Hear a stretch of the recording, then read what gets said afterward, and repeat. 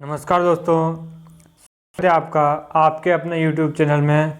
दोस्तों, हम बात कर रहे हैं ओवलिटी और किलन टायर स्विमिंग के ऊपर। इसके ऊपर पार्ट 1 बनाया है, उसका लिंक मैं नीचे डिस्क्रिप्शन में दूंगा और ऊपर आई बटन में भी दूंगा। और उसके साथ में मैं किलन से रिलेटेड एक 4 वीडियो बनाए हैं बेसिक ऑफ किलन्स के, उनका भी लिंक मैं नीचे डिस्क्रिप्शन में दूंगा, ऊपर आई बटन में भी दूंगा। तो उन वीडियो को ज़रूर देखिए आप। उसके बाद इस वीडियो को देखेंगे तो आपको बहुत अच्छे से समझ में आएगा। तो चालू करते हैं आज का video. Relative ovality, relative moment. Ovality और रिलेटिव मोमेंट वो क्या होता है, उसके ऊपर जानना ज़रूरी है।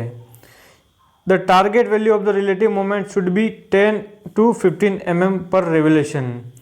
जो एक रोटेशन में 10 to 15 mm होना relative moment. Depending on the local condition, hot zone tyre 15 mm, cold zone tyre और स्मॉल डायमीटर में 10 mm। हॉट जोन और कोल्ड जोन क्या होता है कि हॉट जोन और कोल्ड जोन ऐसा होता है कि जैसे कि हम देखेंगे तो किलन का कूलर साइड में डिस्चार्ज है, मतलब आउटलेट उसको पकड़ते हैं, और जहाँ मेटल फीड हो रहा है उसको इनलेट पकड़ते हैं। बेस्ड ऑन मेटल में इनलेट और आउटलेट ले रहा हूँ कूलर का। तो आपका आउटलेट की तरफ जो फर्स्ट टायर होगा वो हॉट जोन में आएगा, क्योंकि वर्निंग जोन में आएगा। और सेकंड टायर होगा वो अपना, जैसे फर्स्ट टायर 10 मीटर 5 मीटर के करीब होगा, दूसरा 25 से 30 मीटर के करीब होगा, 65 मीटर किलन है फॉर एग्जांपल के लिए, तो वो होगा वहाँ पे 25-30 मीटर के करीब। और तो जो फर्स्ट और सेकंड टायर है वो दोनों हॉट जोन में आएंगे। और जो थर्ड टायर रहेगा आउटलेट से थर्ड टायर और इनलेट से फर्स्ट टायर, ठीक है, तो वो कोल्ड जोन में आएगा। तो उसमें इतना ये आना चाहिए, क्रीप माइग्रेशन जो भी बोलेंगे आप, रिलेटिव मोमेंट वो इतना होना चाहिए। The relative moment shall never exit 30 mm per revolution.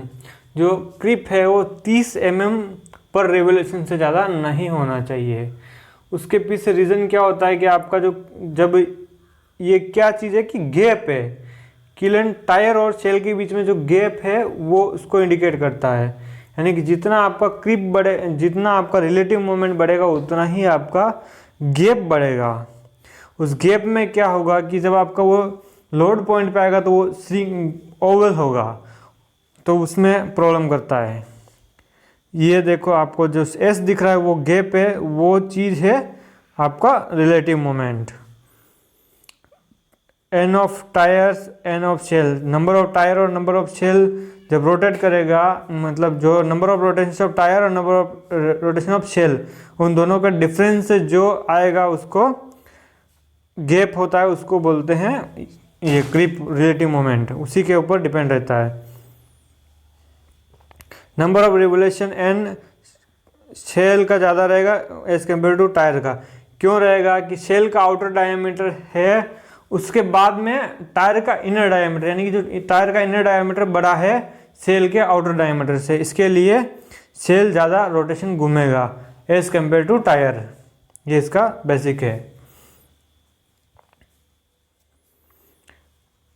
Relative moment, relative moment क्या होता है, उसको किस मेथड से करते हैं, ये उसमें पेंसिल मेथड है वो दिखाया गया है। हम अलग अलग मेथड से करते हैं, इसमें पेंसिल मेथड दिखाया गया है। हाउ टू मेजर, कैसे मेजर करते हैं पेंसिल मेथड में। Pencil method required magnet stand with pencil and paper. जो मैग्नेट स्टैंड होता है वो पेंसिल और पेपर के साथ में चाहिए होता है, उससे हमको मिल जाता है। जो वो जी हाइट दिखाया है और यू है वो उसका रिलेटिव मोमेंट है, वो दिखाया है, वो दोनों चीज़ हमको उससे मिल जाएगी। Give information about shell, vertical information as well as the relative moment. जो उसकी वर्टिकलिटी है वो और उसका रिलेटिव मोमेंट दोनों ही दिखाता है ये पेंसिल मेथड। जो जी है वो गैप है in between shell and tyre, और रिलेटिव मोमेंट है अपना, दोनों चीज़ डेल्टा यू दिखाया गया है, रिलेटिव मोमेंट, ये दोनों चीज़ इसमें इंडिकेशन है। आपको फोटोज़ में इसमें दिखाया गया है, यहाँ पे मैं बोल के भी बता रहा हूँ, आपको एक्सप्लेन कर रहा हूँ इजीली, ये आपको समझ में आया इसके लिए। इसमें रिलेटिव मूवमेंट के बहुत सारे मेथड्स होते हैं, उनका बारे में हम डिटेल में पढ़ेंगे सारे मेथड्स का। पेंसिल मेथड, ये देखो किस टाइप से ये पेपर है और ये पेंसिल लगाया है, ये तो इसको मेजर कर रहा है। इसमें हम जो दोनों का गैप देखेंगे तो डेल्टा यू आ जाएगी, हाइट देखेंगे तो वो हमारा उसका दोनों का टायर और शेल के बीच में गैप रहेगा वो दिखेगा। इसमें जैसे दिखाया गया है ना, जो आपका टायर लिखा है उस पेज इमेज में जी है, जी का क्या मीनिंग है, डेल्टा यू का क्या मीनिंग है। तो एडवांटेज क्या है इसका, पेंसिल मेथड का, रैपिड है, बहुत इजीली हो जाता है, और क्रीप एंड डिफॉर्मेशन प्रीशियस जो है उसकी प्रीशियस यानी कि जो उसका अच्छा रिजल्ट मिलेगा, यानी कि बहुत ही मतलब एक्यूरेट मिलेगा रिजल्ट। डिसएडवांटेज है total tool required need some practice, difficult on fast kiln.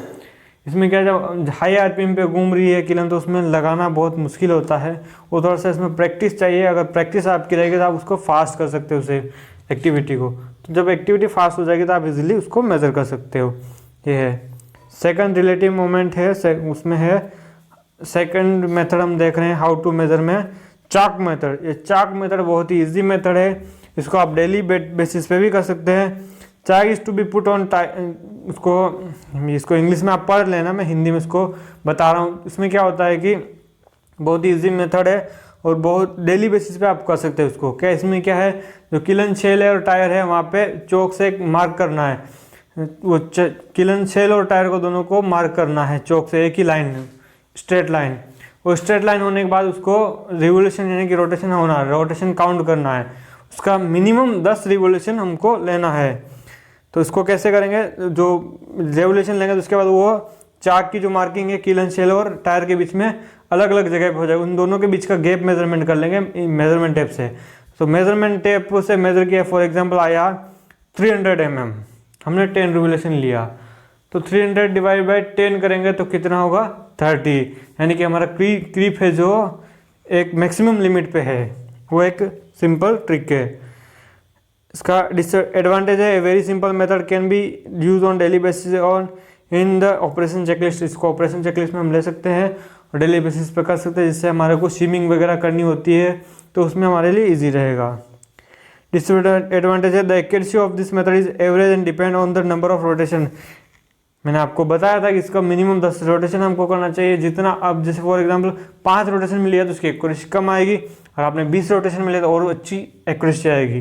तो वो एक जस्ट रेफरेंस मिल जाएगा ना आपको, एक नॉर्मल वैल्यू मिल जाएगी, क्या वैल्यू हमारे पास आ रही है क्रीप की, क्रीप माइग्रेशन रिलेटिव मोमेंट जो भी आप बोलना चाहो बोल सकते हैं इसको।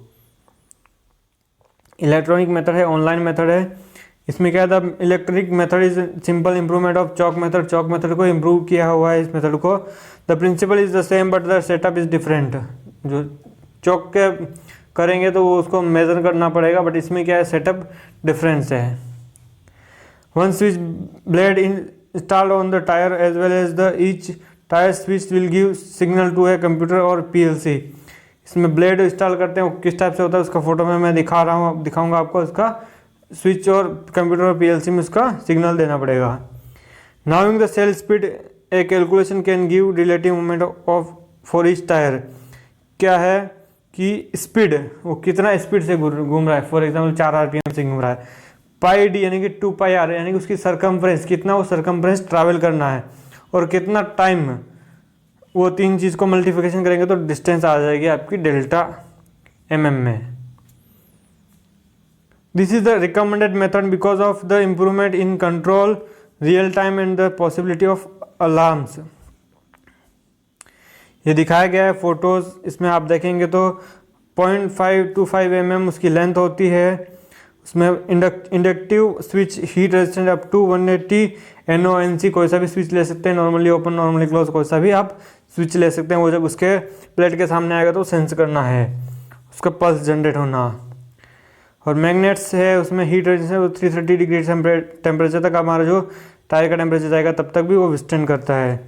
Adjustable housing with heat shield, इसको हमारा जो प्रॉक्सी है सेंसिंग का जो एक लिमिट होता है उतने डिस्टेंस से ज़्यादा डिस्टेंस पर रहेगा तो सेंस नहीं करेगा, तो उसके लिए उसको एडजस्टेबल वर्टिकलिटी में एडजस्टमेंट दिया है। मैग्नेट स्विच फ्लैग है, this is the recommended setup to measure relative tyre moment. Do not weld or drill on the tyre to fix the switch flag, risk of for crack. वहाँ पे welding और drilling नहीं करना चाहिए, उससे क्या आपका टायर में क्रैक का पॉसिबिलिटी इंक्रीज हो जाता है। Use magnet prevent crack and accidents. तो ये मुझे आशा करता हूँ ये आपके प्लान में ऑनलाइन मॉनिटरिंग के लिए होगा, नहीं है तो आप इस मेथड पे जाइएगा, जिससे कि आपको एक ऑनलाइन मेथड रहेगा तो आप हर समय किस समय कितना है उसका ट्रेंड देख के ट्रेंड से चेक कर सकते हैं कि हमारा लास्ट 15 दिन में कितना रहा, लास्ट वीक 1 वीक में कितना रहा, लास्ट 24 आवर्स में कितना रहा, जिससे हम एनालिसिस कर सकते हैं, रूट कॉज जान सकते हैं कि किस रीजन से हमारा प्रॉब्लम आया है। कौन सा कहाँ सेंसर होता है एमकेएम यानी कि मैकेनिकल क्लीन मॉनिटरिंग सिस्टम में कहाँ पे कौन सा सेंसर लगा होता है वो देखेंगे। तो फर्स्ट है ब्लैक कलर में रिलेटिव टायर मोमेंट मेजरमेंट के लिए, रिलेटिव टायर मोमेंट मेजरमेंट के लिए जो बी दिखाया है वो सेंसर है B3.2, और एक्सेल क्लीन पोजीशन मेजरमेंट है उसका अप एंड डाउन जो हिल है अप जाएगा और डाउन आएगा, उसके ऊपर में है B4.2, B4.1 उसका सेंसर है, और roller shaft bending measurement, roller shaft bending B1.1 दिखाया गया है। अब रोलर शाफ्ट बेंडिंग है वो टायर का जो सपोर्टिंग रोलर है उसके साइड में नीचे लगता है, बट आपका किलन के दोनों साइड टायर रहेगा। जैसे फॉर एग्जांपल आपका किलन घूम रहा है एंटी क्लॉकवाइज घूम रहा है, तो उसमें किस जगह पे वो रहेगा, आपका एंटी क्लॉकवाइज में घूम रहा है तो आपका 5 बजे की पोजीशन पे एक रोलर सपोर्टिंग रोलर रहेगा, एक 7 बजे की पोजीशन पे रहेगा रोलर। तो उसमें आपका मटेरियल जो लिफ्ट कर रहा है वो 5 बजे की पोजीशन वाला उसमें घूम रहा है, घड़ी में आप देखेंगे तो 5 बजे की जो पोजीशन है वहाँ उस एरिया में रहेगा एक सपोर्टिंग रोलर, एक 7 बजे की पोजीशन में रहेगा। तो 5 बजे की पोजीशन वाले में मटेरियल लिफ्ट कर रहा है और हमारे 7 बजे की पोजीशन वाले में मटेरियल लिफ्ट नहीं कर रहा है, तो हमको किस साइड में रखना चाहिए, हमको 7 बजे की पोजीशन साइड वाला रोलर सपोर्टिंग रोलर है उस साइड में रखना चाहिए। उसमें क्यों रखना चाहिए कि आपका जो मटेरियल है किलन के अंदर कभी कम आएगा कभी ज़्यादा आएगा, उससे क्या है लोड वेरी करेगा, तो लोड के ऊपर ही आपका वो मोमेंट रहेगा। वो एम्प्टी साइड में लिया 7 बजे की पोजीशन में मटेरियल नहीं रहेगा, यानी कि लिफ्टिंग साइड नहीं वो, तो उस साइड में हमने लगाया तो उससे हमारे को जो एक्यूरेसी है रिजल्ट की वो मिलेगी। Trends on relative moments. The relative moment is the only value to use to determine how much to sim।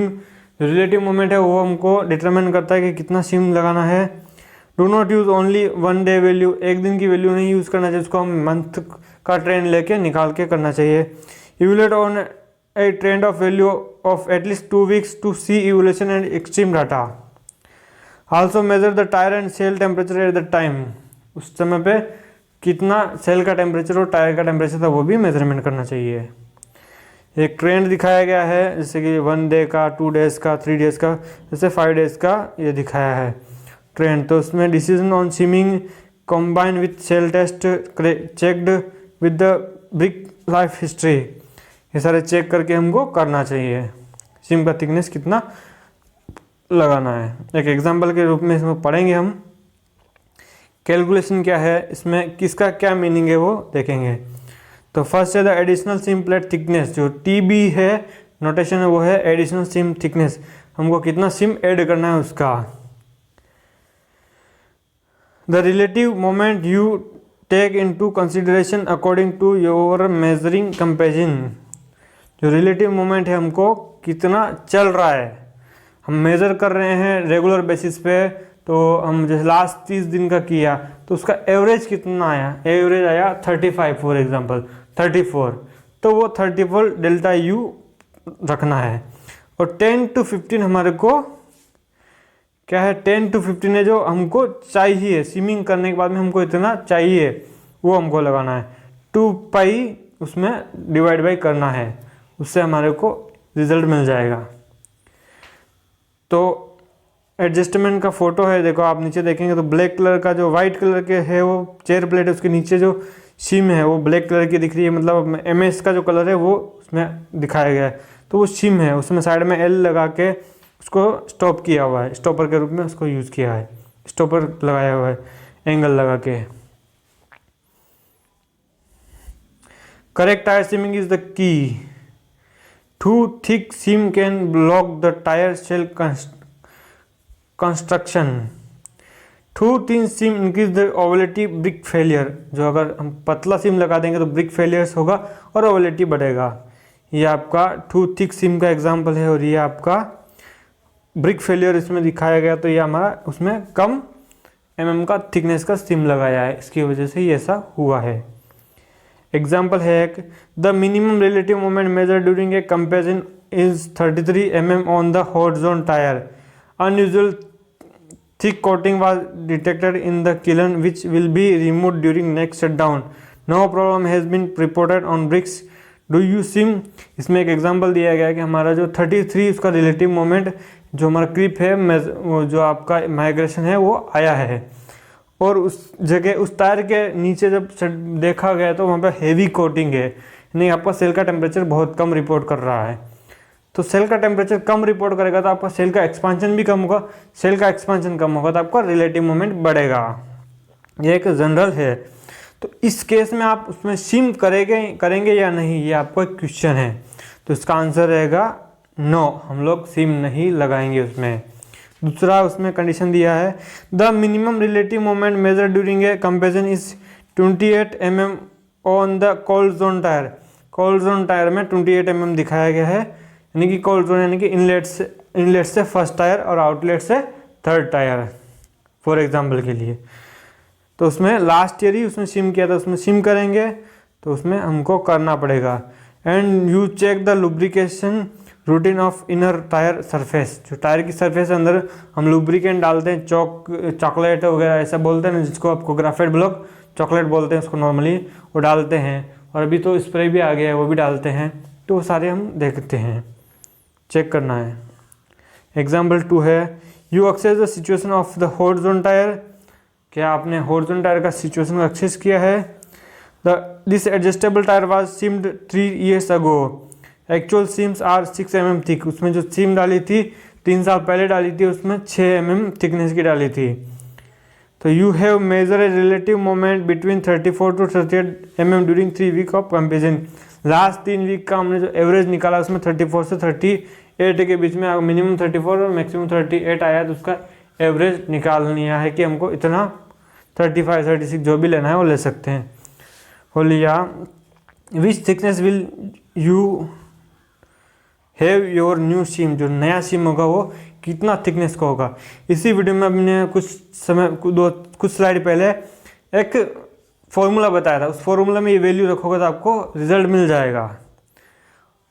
तो इसमें एक एग्जांपल दिया है 3 mm का, 8 mm का, 9 mm का, 12 mm का, कितना mm का हमको लगाएंगे सिम, तो उसमें हमारा आंसर रहेगा 9 mm का। अब आप बोलोगे कि यार आपने तो कैलकुलेशन नहीं बताया, डायरेक्ट आंसर बता दिया, हमको कैलकुलेट करनी हो, नहीं, मैं आपको कैलकुलेशन भी बता रहा हूँ इसकी। इसका कैलकुलेशन इस टाइप से है, ये फॉर्मूला ऊपर हमने जो लिखा है वो दिया हुआ बताया था वहाँ पे, इसमें आप देखेंगे तो 3 mm का हमको इंक्रीज़ करना पड़ेगा, और +6 किया तो ऑलरेडी हमने 6 mm का 3 साल का पहले लगाया था।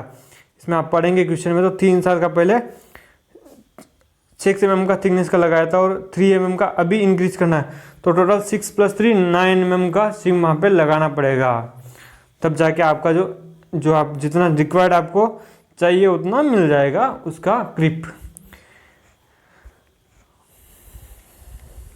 थर्ड एग्जांपल है, you access the situation of cold zone tyre, the tyre was seamed 3 years ago with 4 mm seam, you have measured a relative moment between 42 to 44 during 3 week of comparison, which thickness will your new seam, जो new सीम है वो कितने thickness की होगी, इसमें भी 9 mm में होगा। वो कैसे है उसका कैलकुलेशन भी सेम फॉर्मूला है, उसमें वैल्यू डालनी है आपको। इसमें आपका क्रिप ज़्यादा है, इसके लिए आपको वही है, उसमें 6 mm का था, इसमें 4 mm का था 3 year पहले, तो वो दोनों ही सेम कंडीशन है, बस जस्ट थोड़ा सा डिफरेंस दिया है वैल्यू में, आंसर वही आ रहा है हमारा। इसमें 42 वैल्यू रख के 10 mm हम कोल्ड जोन में हमने देखा था, तो 10 mm हमारे को बताया था, कोल्ड जोन का 10 mm लिया, तो उससे 5 वैल्यू आएगी हमारी, 5 + 4 करेंगे तो टोटल 9 mm की सिम नया वाला लगना है उसमें। Standard expectation on wet kiln inlet tyre and outlet station of planetary cooler kilns, ये उसकी मेन जोन रहता है, वहाँ पे हमको ध्यान देना होता है।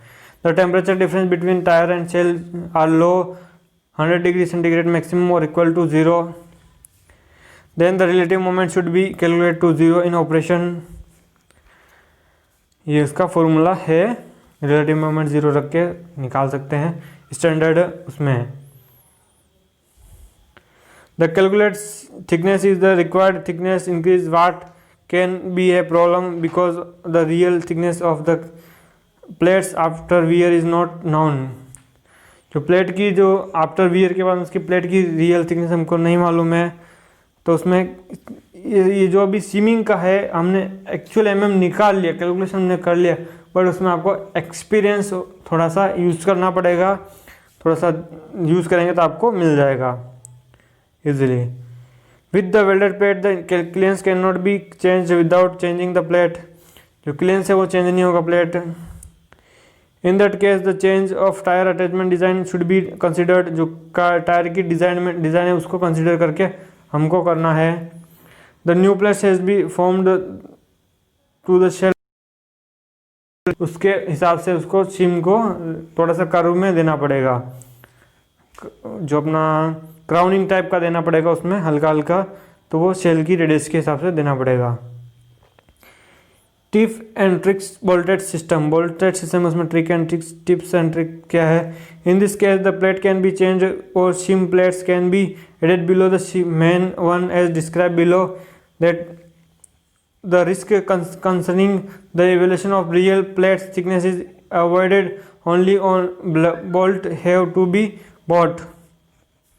ये दिखाया गया आपको, इसमें दोनों न्यू सिम इसमें इन आउटसाइड से डालना है, इन साइड से डालना है, दोनों टाइप का दिखाया गया है। उसमें से आप कोई सा भी मेथड चूज कर सकते हैं वोल्टेज सिस्टम में। The voltage system is not outdated and should not be maintain in case of project to replace the shell section below the tyre. हम अगर नया सेल चेंज कर रहे हैं तो बिलो द टायर तो ये वाली सिस्टम नहीं यूज़ करते हैं, अभी लेटेस्ट सिस्टम है उसको यूज़ करना है। The work to be change the plate should be done on the top of the kiln as per the voltage system plate should have the shell radius. There is no wear on the seam so the seam thickness can be increased according to the calculation. जो हम check करेंगे कि जो existing सीम है उसमें कितना wear है उसके हिसाब से उसको करना है। फॉर एग्जांपल हमने 6 mm का लगाया था और हमारा को आया था कि 9 mm का सिम लगाना है। अब 6 mm का देखा था वो 5 mm थिकनेस का रह गया, तो हमको उसके हिसाब से थोड़ा सा एक्सपीरियंस के हिसाब से उसको एडजस्ट करके इंक्रीज करके लगाना है। ये थोड़ा ट्रायल एंड एरर मेथड भी बोल सकते हैं इसको, और एक्सपीरियंस है तो उसमें हमको एग्जैक्ट हम जा सकते हैं। In the system, the thin seam are easy to remove.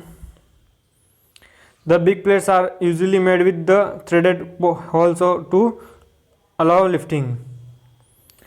दोस्तों इस वीडियो में इतना ही, मिलेंगे नए वीडियो में नए टॉपिक के साथ में। तब तक के लिए धन्यवाद। अगर दोस्तों आपने हमारे चैनल को सब्सक्राइब नहीं किया तो नीचे रेड कलर का सब्सक्राइब का बटन है वो दबाइए, उसके पास में बेल आइकन है वो भी दबाइए, जिससे कि जैसे हम न्यू वीडियो एजुकेशन से रिलेटेड टॉपिक में अपलोड करेंगे तो आपके पास पहले पहुंचेगा। दोस्तों हम हमारे चैनल पे डिफरेंट टॉपिक्स के वीडियो देने की ट्राई कर रहे हैं, जितना हमारे पास पॉसिबिलिटी है उतना हम दे रहे हैं। आप लर्न करिए और इन्जॉय करिए हमारे साथ में। धन्यवाद। जय हिंद, जय भारत।